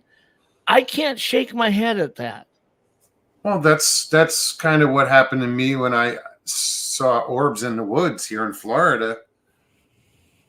I mean, they weren't natural. Like, they weren't anything I knew. They weren't lightning bugs. They were the size of baseballs, at least. And there were two of them. And they came in above the tree line, below the tree line, split apart, and I could only follow one, watch one, flashed a few times, and then just gone. And they were only 60 feet away from me, up in a tree. Yeah. This is a phenomena that you could study and see examples of even better outside of this community. If you were to look at military pilots, naval pilots, guys who their whole life is math, physics, everything has a definitive physical ability and presence to what they do. And then they see something that moves at a rate that they can't explain or appears and disappears in a way that they can't explain. It only has to happen once for those guys. And they're lost in that. They're lost in it. You ask them to explain what they experienced and they don't know where to begin. No, it's because it changes their paradigm. I mean, what they believed in, now it brings that into question. What Jay and I first saw, I would have bet a paycheck it was something flesh and blood. We saw whatever it was peeking from behind the tree. Later on, not so much. Yeah, I don't know.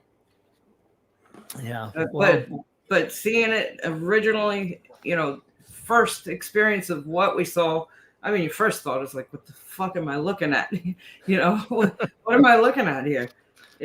But later on, it just, I couldn't say it for the rest of the day. Well, I mean, the video that you guys shot was you like, Jay, like, what the fuck am I looking at? And you said, you gave him the phone and said, take a picture of it or film it or whatever. Because at my angle, I couldn't see. And he hands it back to me. For Jay to say, what, not again, or I don't want to go through this shit again. I think the most interesting thing about the video isn't anything that you're showing on the video. No, it's what's heard. The most interesting data that this video reveals is the human reaction that's taking place does not fit the paradigm of looking at something that you understand. No, not at all. Okay. You're lost in the moment of trying to decipher what am I looking at right now. Indeed. And they had some time up there to do it. I mean, it wasn't like it was a 5-minute or No, 5-second thing. It was an all day. And it was a lot. It wasn't just the same thing. And even leaving, going down the mountain and hearing something running on the ridge above, it just, so there's many physical aspects of the day, but equally just as much of what the fuck is that, Mm-hmm. So you'll never hear me say I know what that was. I guess Jay says when that cop said we got to get out of these woods now, that's when I got spooked. I think that's when my heart kind of sank. I was like, what? He was already starting to walk away, going back to his vehicle. But yeah, if you'd have just seen the look in the sheriff's eye. Esther says, just background makes me think we should take up a collection for him. It's the bait shop background, man. That's heaven, man. That's living that's living life with everything you got right there. Yeah. So somebody earlier in chat, I don't remember who, I apologize for that, was asking, is that green screen? Yeah. Yeah. Yeah, I've got a few different green screens that I'll use now and then. I've got one wall of booze bottles that looks like a bar. Yeah, I've seen that one. Another one is all antlers with beer lights hanging on it that looks like the ultimate man cave. That one's a green screen.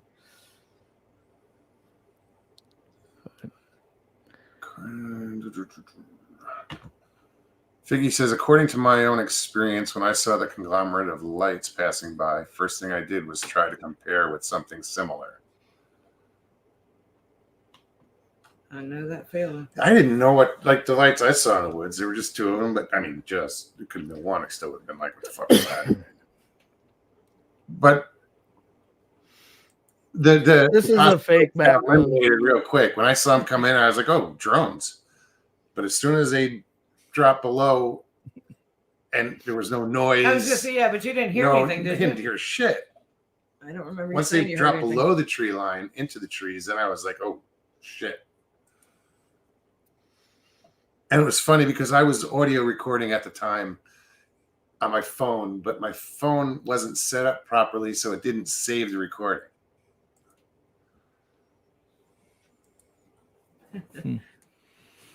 Like I was literally narrating as I was seeing this. Well, I'm pretty sure I was on the phone with you right after that. I remember. Restle says, wait, the man cave is fake?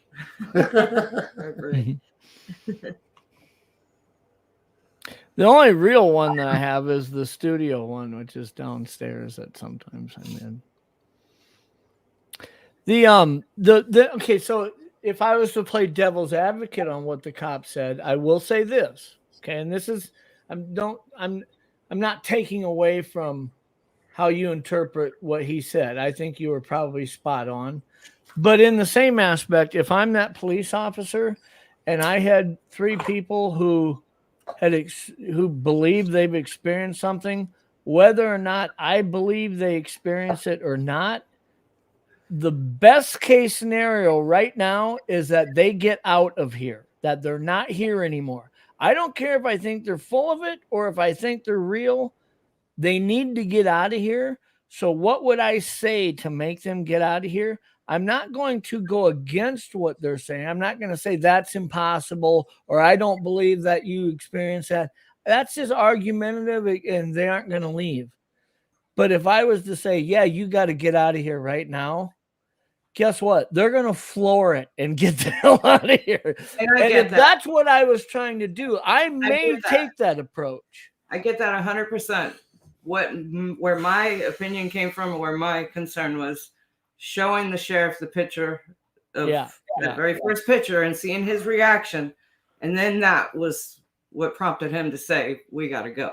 Yeah. He saw that picture of that very first picture that Jay took and handed to me first time I saw Sheriff seen that picture, and I mean, without even raising up, you could just see his eyes watered instantly. And I would say that it's very possible that a law enforcement officer in that area, maybe you could say it's likely that they haven't had a personal come to Jesus moment of holy crap, we got to run, right?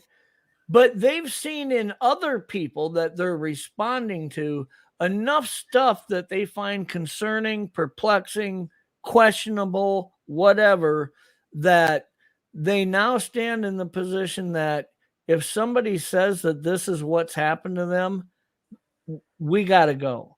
If you would have asked him, would you like to take your flashlight and walk around and look and see if you see anything? I guarantee you his answer is no. But the thing is they didn't like when the guy came, his main objective is get you out of here. We'll rescue you. You know, we'll change the tire. We'll do what I have to do to get you back on the road. And they didn't tell him what happened. They didn't say shit about what happened to him. We were in the vehicle, ready for him to walk back to his and follow him out. We were discussing leaving and what path and which way we were going. And, you know, he's asking me, are you okay to keep up? Or, you know, you good? I'm like, yeah, I'm good. I'm like, I'm ready to go. I'm ready to get the hell out of here. It's been a day, you know. After the shit we've seen the shit we've seen. Didn't get into detail, just showed him a photograph. He stopped and he was like, oh yeah. I said, he said, what'd you see? I said, well, I have a picture. You want to see it? He's like, you have a picture? I said, yeah. He walked back over. He leaned in. I'm scrolling. It took me, I mean, we took a lot of pictures and video that day. So I'm scrolling back to the first one. He leans in and I turn my phone to show him. And without rearing up, he saw the picture. He looks at me and he just, I saw it in his face. He saw exactly what Jay and I first saw sitting there in that moment of the video. Yeah. When did you hear in that moment? When did you hear the gunshots? Oh, that was before we had gotten into the car. We were out there. The sheriff had just. This is when he was just pulled you off the hill. He pulled us off, and he had already fixed the tire. And him and Jay were standing over, you know, off to the side. I was standing in between the two vehicles. Judy was in the front seat or near the front passenger seat on the other side of the car. And we were just kind of talking across the vehicles of, all right, this is what we're trying to decide if he's going to tell us how to get to the nearest hotel, or, you know, what are our plans? Because we know we couldn't get far on the wheel. We'd have to stop for air at some point. So we're discussing all this. And that's when the gunfire behind where Jay and the sheriff were standing facing me, the gunfire came from behind them. I mean, we just all dropped. I mean, I ducked and I was so dirty. I saw the cloud of dust in between the headlights and the back of our vehicle. It was just a cloud of dust. But yeah, that's what prompted us to get the hell in the car. All right, we got to go. You know, that point it was, let's wrap this up. But was it your first stop that you saw? No. We were still there. We hadn't even left. And you showed him the picture. We were in that. Okay. Yeah, we hadn't even left. Not at all. Jay probably asked him, where's the nearest Sonic? And then the gun. Right. Like, okay, never mind. No, we were still up there. You know. He's a stress eater, you know. And he was Sonic quick. After the gunfire, I remember yelling to Judy, get in the car, get in, just get in. Yeah, at that point it was that there began the actual. Well, I would say, and I don't want to stereotype law enforcement, but I would say that I think the overwhelming majority of law enforcement officers, if they do not subscribe to the theory that's being presented to them by somebody, they aren't afraid to let you know it. Right. What I mean by that is we had a mountain lion on our back deck here. This is several years ago. And flipped on the back light because I could hear it creaking as it was stepping on the cedar. Flipped on the back light, saw it jump off the deck. Called the sheriff's department, said we have a mountain lion in our backyard. This was late at night. It was 10, 11 at night. Eventually the sheriff shows up, the sheriff's deputy, comes up to my deck, knocks on the door, and laughing says, "I hear you think you had a mountain lion in your backyard." Like I'm completely full You're of an shit. idiot. And I said, "Yeah, it was like 5 feet away from me when I flipped the light on and it jumped off." And he said, "Are you sure?" And I said, "Listen, I've got a 1,000,000 power candle spotlight. I'll grab that. You grab your shotgun, get your shotgun out of the trunk, and we'll walk around the house and just see if it's there, see if we can see it." And he said, "Well, we don't need to do that." And I said, "Yeah, you're being full of You shit now." Right. And you know what he did?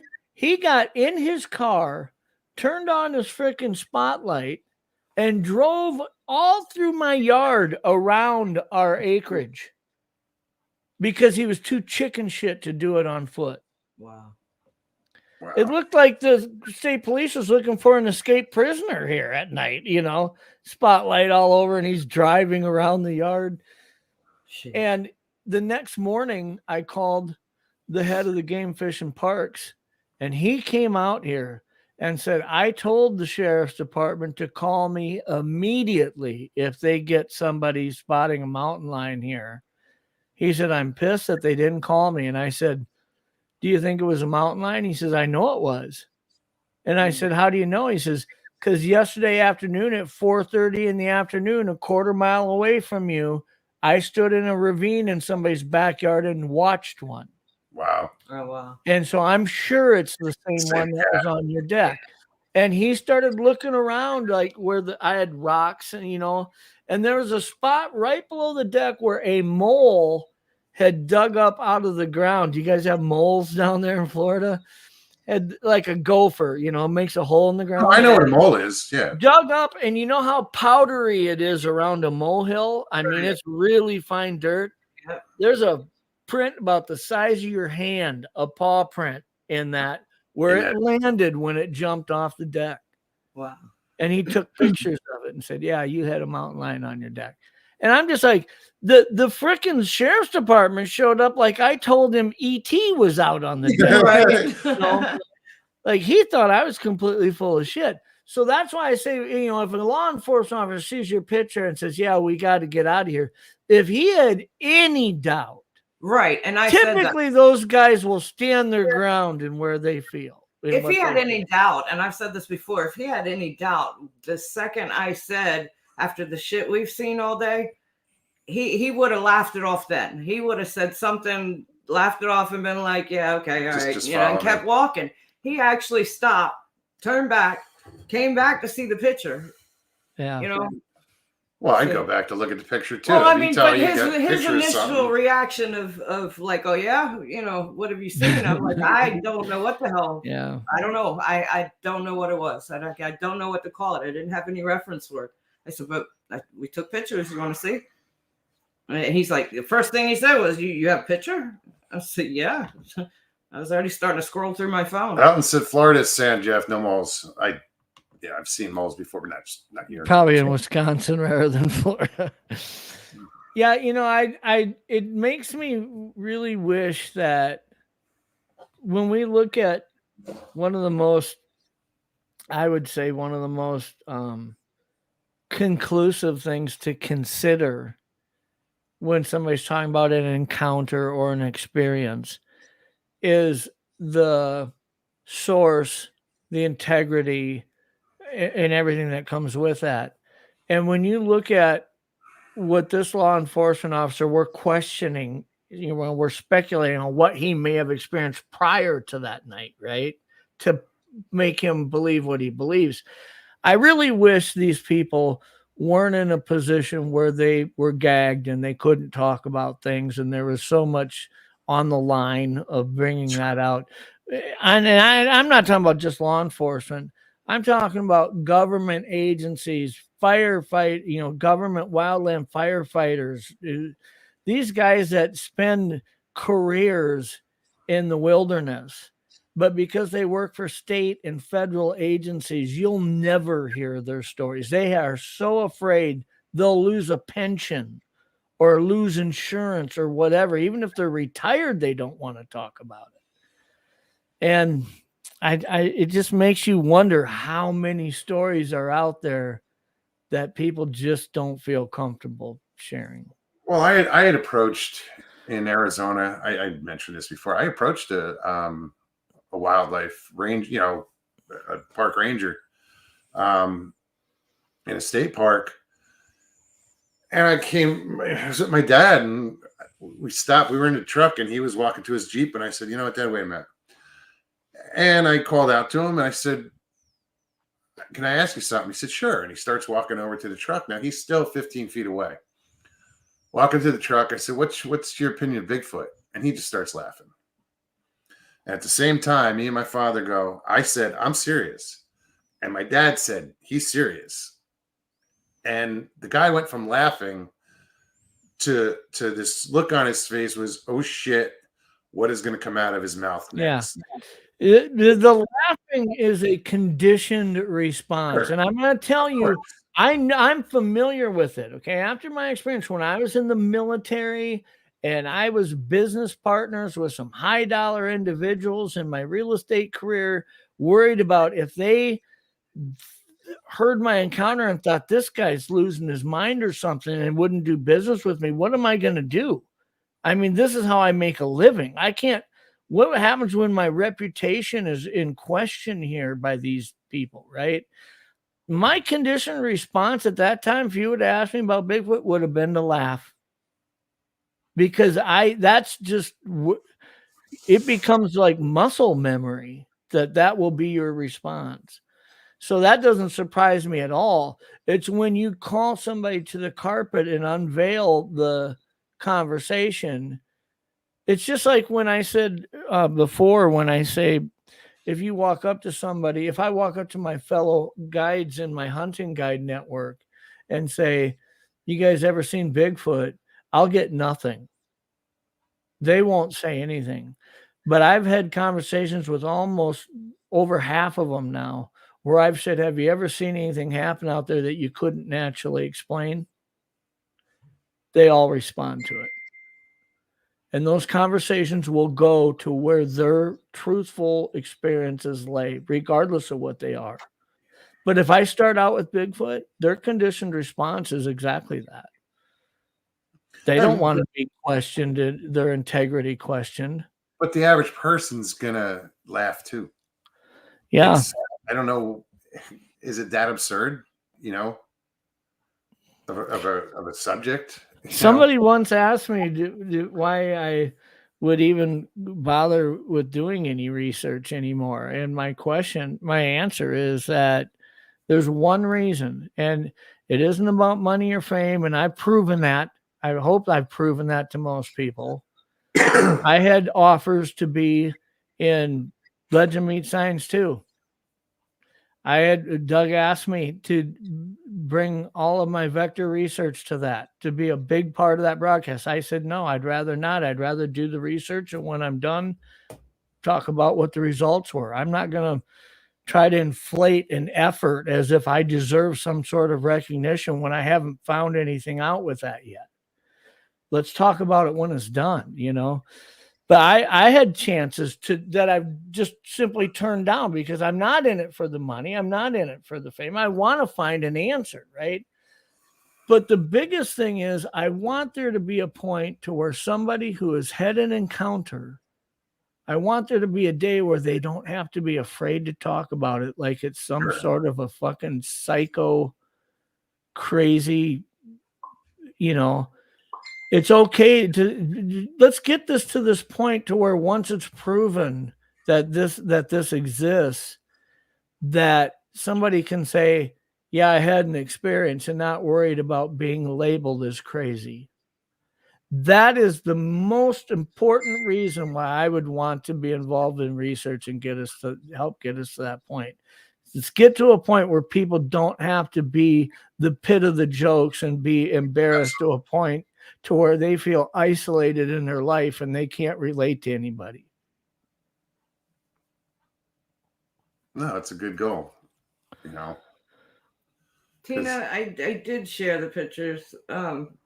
Yeah, there's a story behind that too. That's a whole other thing. Is pictures. I mean, and we've heard this happen again and again and again after this happened, but the pictures changed. Shit and pictures went away. You know, they were good all the way up until we got back up when we finally met up with everybody. Papa Craig saw pictures. You know, he can attest to that. You know, we all three had phones and were recording and taking pictures. And the picture I showed the sheriff, that's what prompted him to say, "We got to go. We got to go get the fuck out of here now." It was that urgency. We got to go now.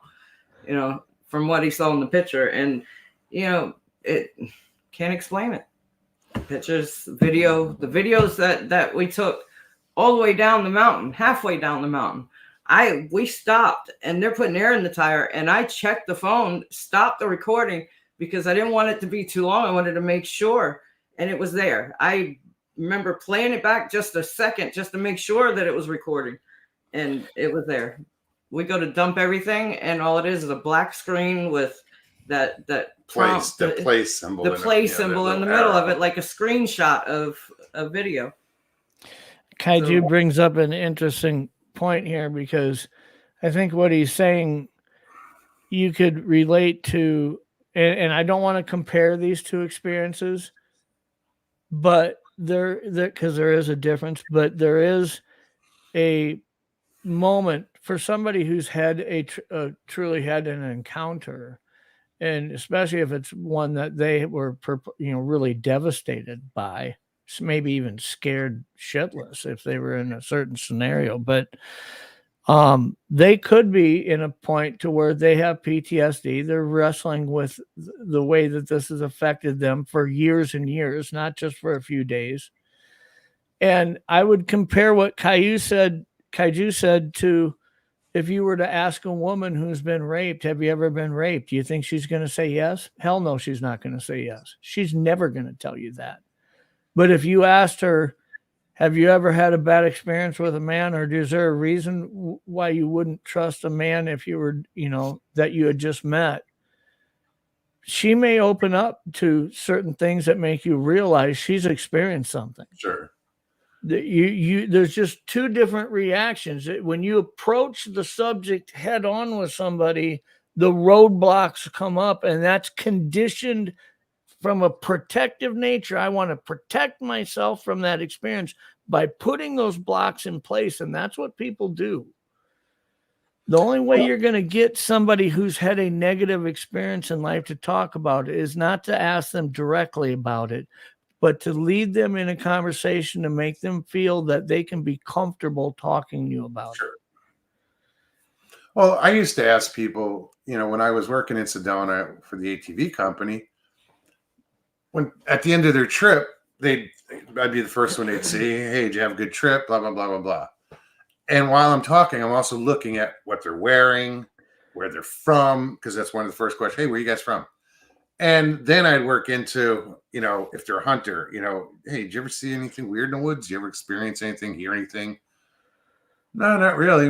And, what do you mean weird? And some people will be like, "What do you mean weird? Bigfoot?"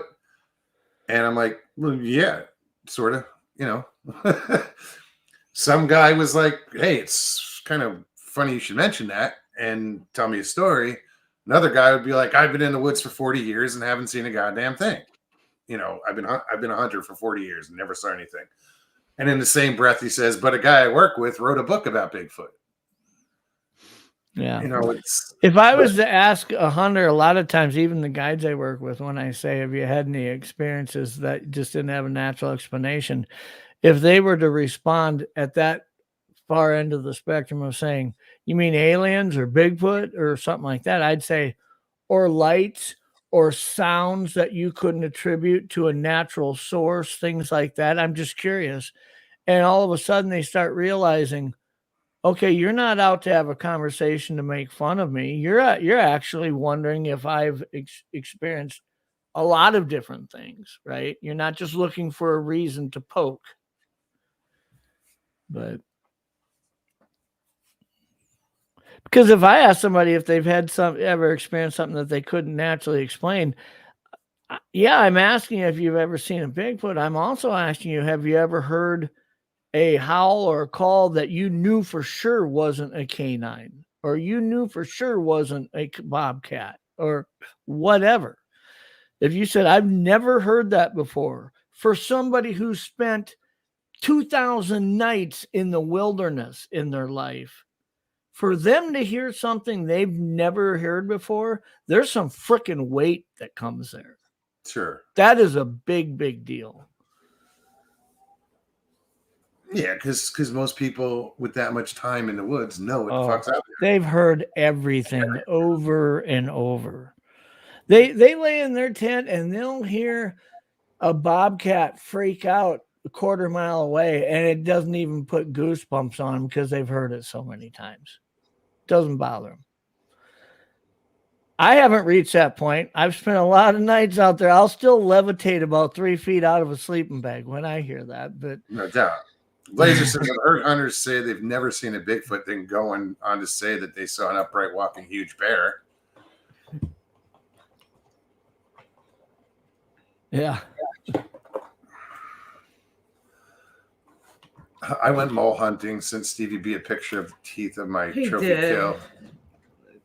You know, somebody else, Figgy said there are moles in Florida. So I guess we've got one of the first topics for a debate is are there moles in Florida? Moles in Florida. But there's too much sand. Bullshit. I've got pictures of one. There are moles. I've never actually seen them, but I've seen the tunneling. My past roommate's house, front yard, there was tunneling. Oh yeah. Yeah, remember? I do remember that. There was pineapple patch in the front yard, and yeah, you see mole tunneling. It was a bear. How they say to kill moles and gophers is to go buy juicy fruit gum and take a stick of juicy fruit gum and lay it just on the edge or inside the edge of the hole, because they will eat that and they can't digest it and it kills them. Really? Oh, wow. I've never heard that before, but then all of a sudden I heard it, and then I heard a bunch of guys talking about testing it, and they had pictures where it had worked. So that's what I'm going to try out next time I have a mole or gopher problem. I mean, we don't digest it either, but we can pass it. Yeah. Death by bubblegum. Sorry. It does, it does remind me what we were talking about earlier, though, how we've had this conversation before too, or at least I remember having it on my channel, where people will come on and share something that's happened, but they haven't accepted that this could be Bigfoot yet, right? Like they haven't reached that point. So they'll start telling you, they'll take you on that journey of that night and all the things that happened. And then they'll get to a point and say, I don't know what it was, and it's you kind of like, well, I think you do know what it was. You just you're just not there yet to admit it, right? I think that happens a lot when you say, I don't know if people who are hunters and stuff would admit, it's one thing if you see one that it's, it's not far away for half a second. It's definitively that it's within feet. There's no mistaken identity. But for a lot of guys who Class B have heard things that they are in the woods a lot and they cannot attribute this to a natural source, or they've seen eye shine that did not make sense for the height it was or where it was. There's a lot of things that you hear people describe to you and they say, I don't know what it was. Well, I think you're leaning towards what it was. You just aren't able to say, if you ask me, this is what it probably was. They aren't there yet for whatever reason. And the reason they aren't, maybe I don't want to be that target everybody's going to make fun of. Right. What the conversations we see that take place in our chat and people say and share with each other, this is what happened to me. A lot of these aren't conversations those same people would have anywhere else. No, absolutely not. I was watching chat and I was just seeing if I have Papa Craig's number.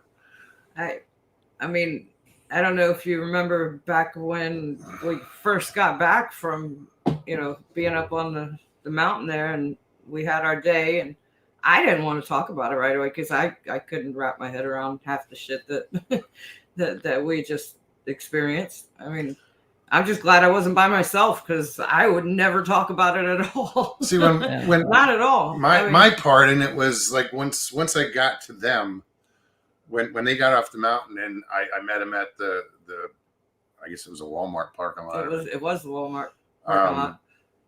I didn't, it was hi, hugs, good to see you.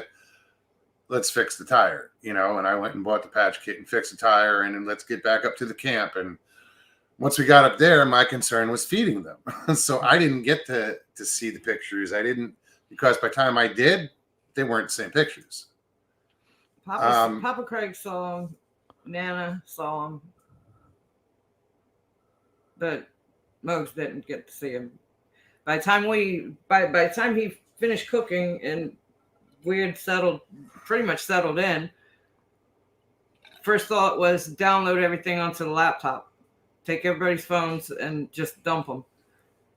And that's when we started noticing, like, wait, where's the video? What happened to the videos? What happened to the pictures? And yeah. WTF Mike, what's up? He says, I've heard that old wise tale of gum kills gophers and have tried it. I just have gophers with a sweet tooth now. Yeah. Blowing bubbles. Those North Dakota gophers are resilient. They don't succumb to juicy fruit that easily. Well, we've hit that 2-hour mark already. Damn, that went quick. Yeah, it was a fun conversation. I appreciate you letting me pop on. Appreciate you popping on. Oh, anytime, man. Glad you did. I'm just reading chat.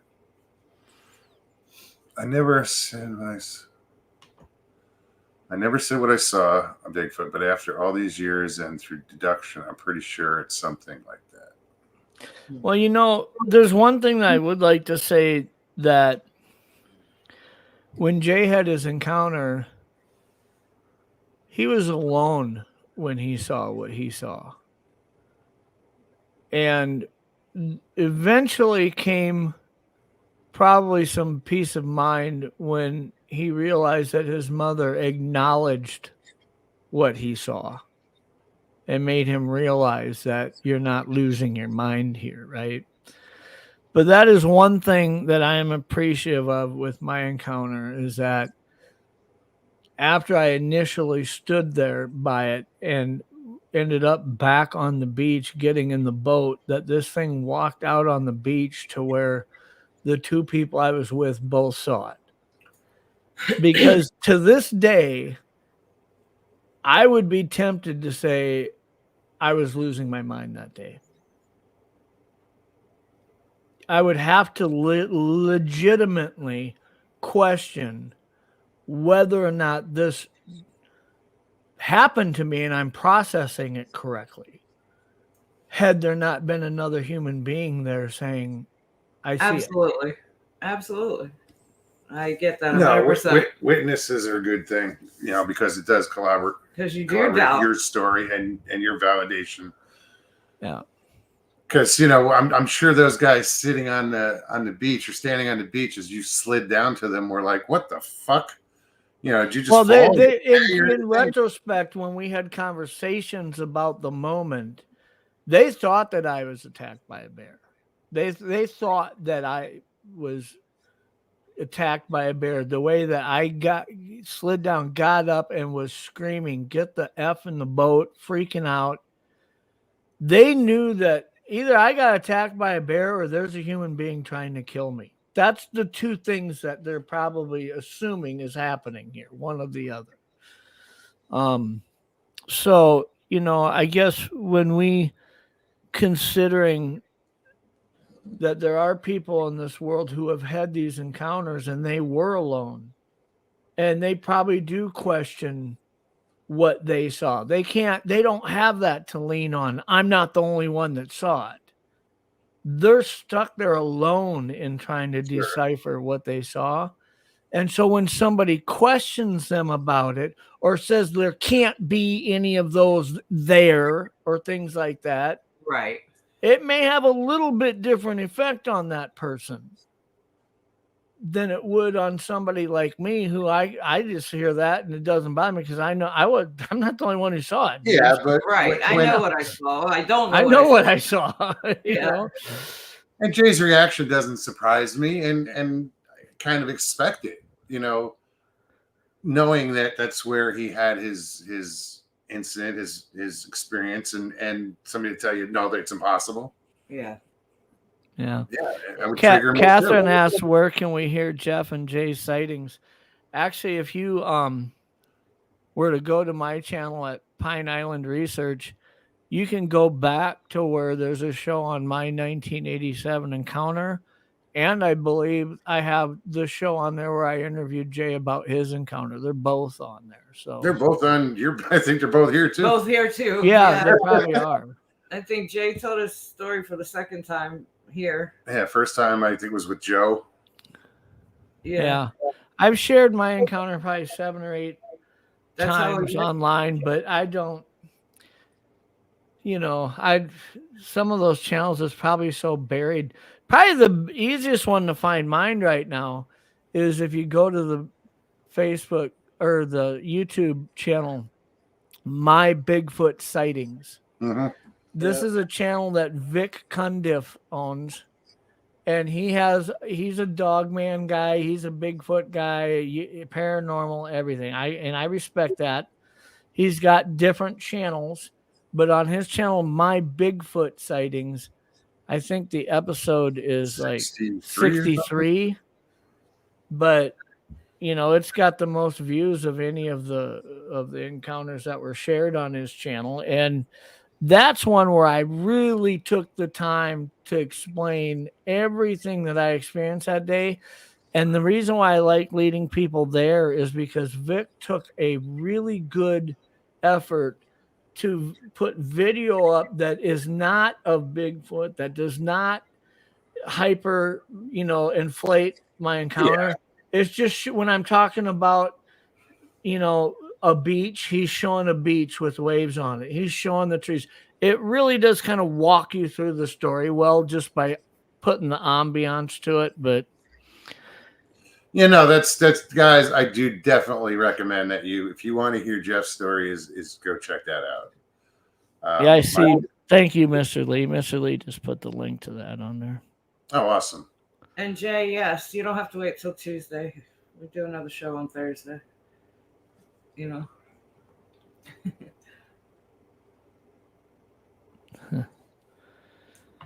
If Russell doesn't care, why would I care? I know. Let's just encourage this shit, man. Well, right on, man. Jeff, thank you so much for coming on tonight. Yeah, it's been you guys enjoy the rest of your week, and hopefully you're back to catching those crappies soon. I'm guessing we're losing all our ice here. Out on the Missouri River, the boat ramps are open for open water fishing, but the lakes are still, they've all got unsafe ice that they're shedding off them. I would suppose normally it's the middle of March, third week in March, before we're ready to consider open water fishing. But we had 13 days in a row where it didn't get above zero. And it was 20, 25 below for a high on several of those days, but never got above zero for almost 2 weeks. And now for a week, it hasn't been below 30. And today it was 49 degrees and the last of our snow melted. There's no snow left out there. And the ice that's on the lake, I wouldn't walk 5 feet out onto it. I don't think you'd stay on the top side very long. So, but yeah, it's been a weird winter. Yeah. Anyway. All right. Well, we'll talk to you guys later. Thanks so much. Thanks, Jeff. All right, Jeff. Have a great night. Well, guys, I hope you guys enjoyed that. I think that was a good conversation. That was. It's a good idea what he has if he's going to do that with the debate channel. Basically, I get what you said, Graz. You know, you're gonna debate something that's, you know, may or not. You know, it's kind of a. I get it. Just makes it all the more interesting. Yeah. In So. my opinion. Thanks, everybody. Yeah, you guys. We'll be back on Thursday. Excuse me. It is Tuesday. If you enjoyed the show tonight, hit that like button below. If you're new, subscribe, share it out, and leave some comments. Definitely leave some comments. Tell us your opinion. You know, yeah. What do you think about all this madness? Madness. I know. I'm just kidding. But no, comments are cool. Leave a comment. All right, guys. Everybody. Take care of yourselves. Take care of one another. Love you guys. Peace and God bless.